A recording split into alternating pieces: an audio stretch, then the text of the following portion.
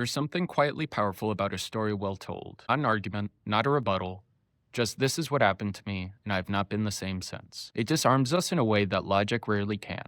Where we may resist a proposition, we find it much harder to resist a life. Paul understood this, and so in Acts 22, standing before a crowd calling for his death, he does not reach for a theological defense. He does not construct a careful rebuttal. He simply tells them what happened to him. It is worth pausing to understand what kind of man Paul was before this story began. He was not an irreligious man who stumbled into faith. He was not spiritually indifferent, drifting, searching. He felt as if he was certain that followers of Jesus were a poison to be purged. He did not persecute them in spite of his devotion to God. He did it because of it, or at least his understanding of it.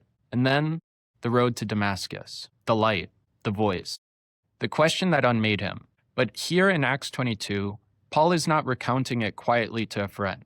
He is recounting it to a crowd that wants him dead. That is not the behavior of a man constructing a convenient narrative. That is the behavior of a man who cannot tell it any other way, because it is simply what occurred. This is, in part, why Christianity spread with such ferocity in the first century. Not because the message was comfortable or socially advantageous or safe. People like Paul were stripped of status, beaten, imprisoned, and killed, and they did not recant. You do not suffer that willingly for something you privately suspect to be a fabrication.